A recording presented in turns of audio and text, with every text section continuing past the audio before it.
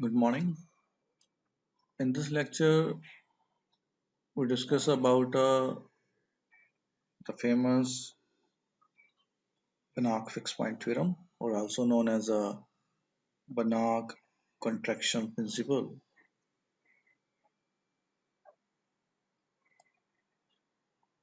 So, Banach fixed point theorem states conditions which are sufficient for the existence and uniqueness of a fixed point of a given mapping. The theorem also gives an iterative process by which we can obtain approximations to the fixed point and error bounds. It finds canonical applications in differential and integral equations. So, to start with the theorem, we have to discuss some of the basic definitions. So let XD be a metric space and T is a self-mapping from X to X, then T is said to be contraction if there exists a constant alpha lies between 0 and 1 such that d of a txty is less than equal to b alpha times dxy for all x and y belongs to be a set x.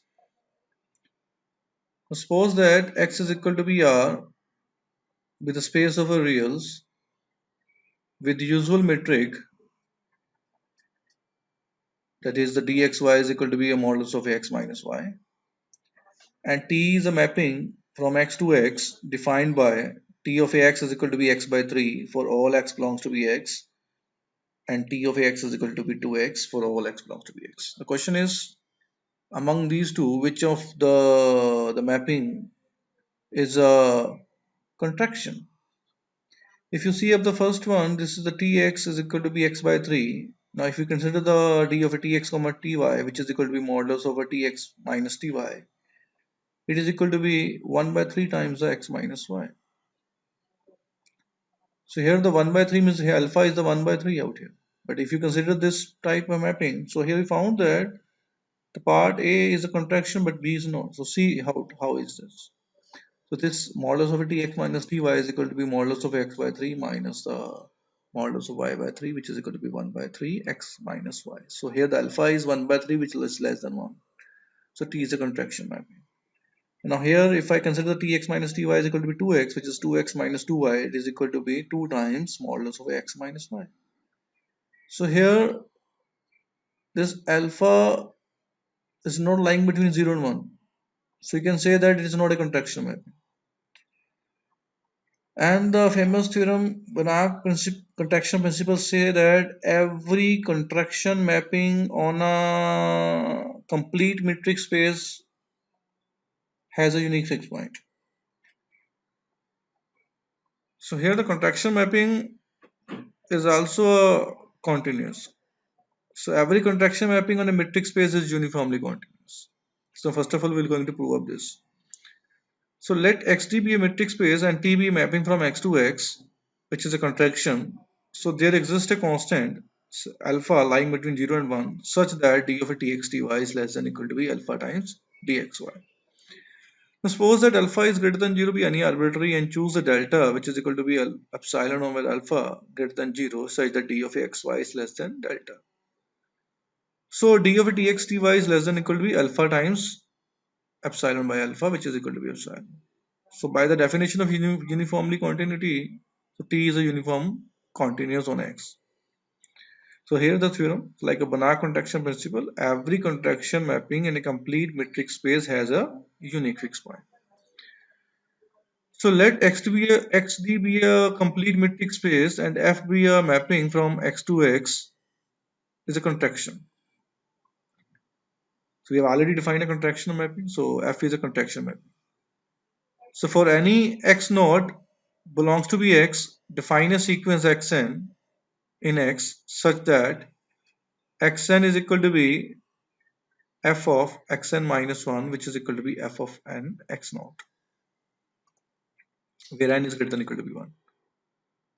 First of all, we have to show that this xn we have talked about. This is the iterative the sequences we have talking about. So we have to talk about this sequence xn is a Cauchy sequence. So here the dxn plus 1 comma dxn I considered up, which is equal to be by the definition here, which is equal to be fxn comma f of xn minus 1. Now here the f is a contraction mapping, so this is less than equal to be alpha times d of a xn comma xn minus 1. And further this, by the again definition, the xn is equal to be f of xn minus 1 and xn minus 2 is equal to be f of xn minus 2. Again I apply the contraction mapping principle. This is less than equal to be alpha square into d of a xn minus 1 xn minus 2. So proceeding in this manner, for any positive integer n, we have a d of a xn plus 1 comma xn is less than equal to be alpha raised to power n into d of a x1 comma x0. Now for m greater than equal to be n greater than equal to be 1, and using up a triangular inequality, we have this d of a xn comma xm is less than equal to be d of a xn comma xn plus 1 plus d of a xn plus 1 comma xn plus 2, so on d of a xm minus 1 comma xm. Now here by applying up the contraction principle here, by using up this property out here, so this is less than equal to be alpha raised to power n into d of a x1 comma x0. This is alpha raised to power n plus 1 into d of a x1 comma x0, so on alpha raised to power n plus m d of a x1 comma x0. So we common up the d of a x1 comma x0 and we get the series is the summation of this alpha raised to power n plus alpha raised to power n plus 1 and so on alpha raised to power n plus n plus. So here this is the geometric series. So we get this is the equal to be a into 1 minus the common ratio raised to power n over the 1 minus a. So this is the alpha raised to power n into the 1 minus alpha raised to power n minus n over the 1 minus alpha. Now since we have a alpha is lying between 0 and 1, so this implies that this part is being converging to a 0 as m and converges to infinity. So this proves that the sequence xn is a Cauchy sequence in a complete metric space. Now, as the xn is a Cauchy sequence in a complete metric space, now space is a metric complete, so it converges to some the point of the space x. Suppose that that is a x. So suppose that xn converges to be x. And we have already discussed in the previous theorem that the f is a uniformly continuous. If f is a contraction, then f is a uniformly continuous, and so it is a continuous. So by the continuity of f, we have a f of xn converges to be f of x. So now we have to show that this x is a fixed point of this mapping f. So here the limit f of xn is equal to be a limit xn plus 1. So xn converges to be x. So xn plus 1 converges to be x. So f of xn converges to be x.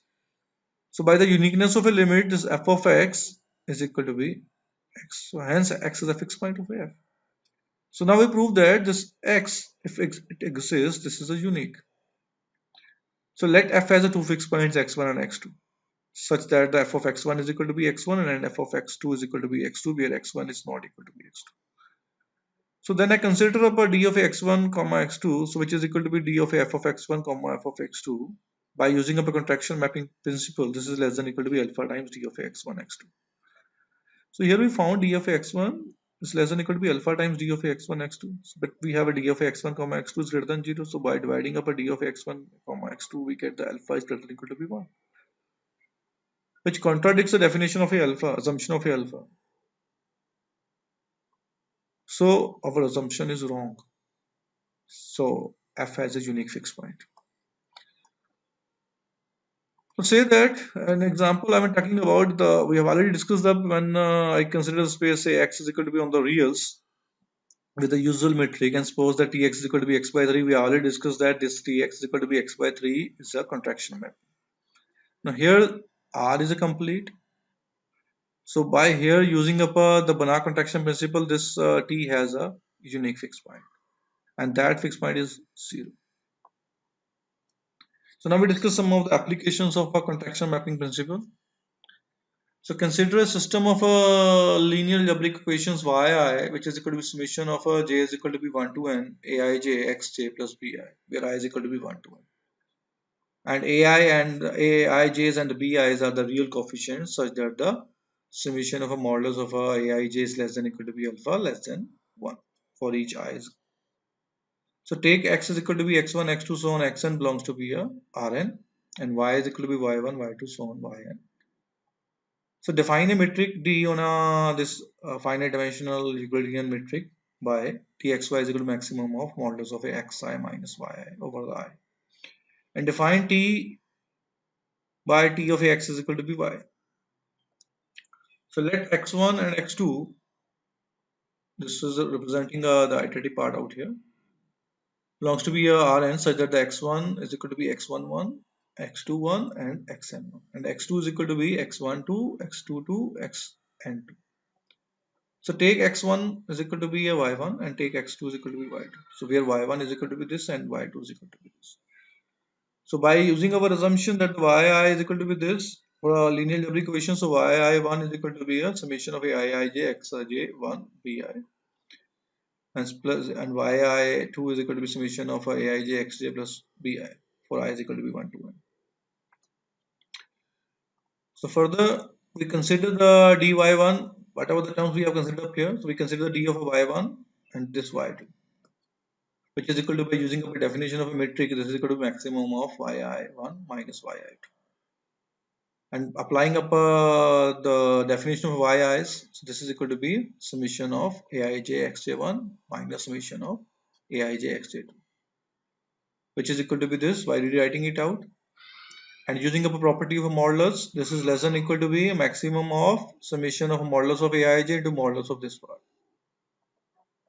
And we already said that this aij we have assumed up here is less than equal to be alpha less than equal to less than 1. So here it is less than equal to be alpha maximum of this part. And this is again by using up a definition of a metric, this is equal to be d times x1 x2. So this is equal to be alpha times d of. So we found that, so here we found that d of a y1 y2 is less than equal to be alpha times d of x1 x2, and whatever the y1 y2 we have here, assume that this y1 y2 is equal to be a t of x1 t of x2. So we found that t of x1 comma t of x2 is less than equal to be alpha times t of x1 comma x2. That is, this t is a contraction. So hence by a Banach contraction principle, this t has a unique fixed point in the finite dimensional space. So we talk about existence of a solution, existence and uniqueness of a solution in a system of linear equations. Now say that second application we talk about existence theorem on a differential equation, which is a Picard's theorem. So consider differential equation dy by dx is equal to be f of xy, where f of xy be a real valued continuous function of two variables x and y over a closed rectangle D of R square, such that f satisfies a Lipschitzian condition with respect to by. That is, f of x comma y1 minus f of x comma y2 is less than equal to p L times y1 minus y2 for all x y1 and x y2 belongs to be a D, and where L is greater than equal to be 0 is a Lipschitzian constant. So let x naught y naught be an interior point of a D.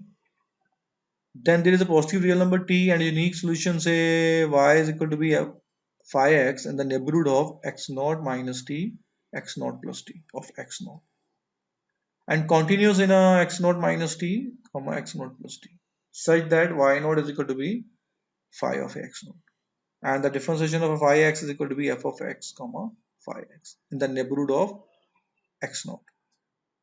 So now we'll discuss the proof of this. So we will discuss the proof of the existence of a continuous function phi x, such that the d of a differentiation of phi x is equal to be f of x comma phi x in the neighborhood of a x naught, such that y naught is equal to be phi of x naught.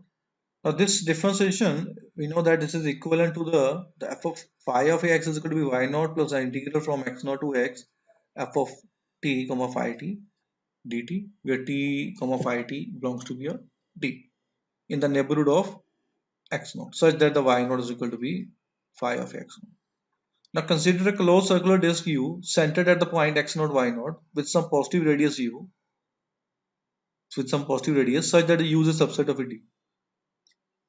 Now f is a continuous over U, so let M is the supremum of a modulus of a fxy, where xy belongs to be this disk U is finite, is less than infinity. Now choose two positive real t and delta such that the t is less than 1 by L and m into t is less than delta, and the x naught minus t and the x naught plus t interval and the y naught minus delta y naught plus delta is a subset of this closed circular disk U. Now consider the class of a real valued continuous functions from this interval to this, and this class be denoted by letter E. Suppose that E is a set of a class of functions from this interval to this interval. So here is E is a subset of the set of the continuous real valued functions in the interval x naught minus t to the x naught plus t. And we know that the set of a continuous real valued function is a complete metric space. So here E is considered a subspace of a metric space this. So now we have to prove that E is a complete. So it is sufficient to show that E is a closed, because we know that in a metric space a set is a subspace is complete if and only if it is closed. So E bar is equal to be E. So we have to show up this. We already know that this is obvious that the E is a subset of a E bar. Now we have to show that the E bar is a subset of E. So let H belongs to be E bar. So there exists a sequence of continuous functions such that Fn converges to Ph. Now since this limit is uniform limit of a sequence of continuous functions over the interval x naught minus 2t to the x naught plus t, so it follows that H is continuous over this interval. So H belongs to be the set of a continuous real valued function in the interval x naught minus t to the x naught plus t. So now we shall show that the range of H lies in this. If possible, let x naught minus t is less than equal to be alpha less than equal to be x naught plus t, such that H of a alpha does not belongs to be this interval. So but Fn alpha converges to be, we have already said the Fn converges to be H, so Fn alpha converges to be H alpha. So for sufficiently large values of an, Fn alpha does not belongs to be this. A contradiction to the fact that the Fn x belongs to be this, because we have already said this like in this part. So for all n, and for all x belongs to be this. So H alpha belongs to be in this interval. Hence H from this interval to this is a continuous function. That is H belongs to be set E. Hence E bar is a subset of a E. So consequently E is equal to be E bar. Hence E is a closed, therefore E is a complete with respect to this primum metric be defined. So let T from E to E be defined as a T of phi is equal to be xi, where phi belongs to be a set E. And as xi is equal to be the y naught plus integral x naught to x f of t phi t dt, where x belongs to be a x naught minus t to the x naught plus t. So here xi is a continuous function over this interval. Now we consider the xi x minus the y naught, which is equal to the modulus of, by the definition of xi x, we will apply up here. So this is equal to be this. We will cancel up the y naught here, which is equal to be the modulus of integral of x naught to x f of t phi of t dt. And using up the property of the modulus, this is less than equal to be integral x naught to x modulus of a f of t phi t dt. And again using up the property out here, this is less than equal to be x naught to x supremum of modulus of f of t phi t dt.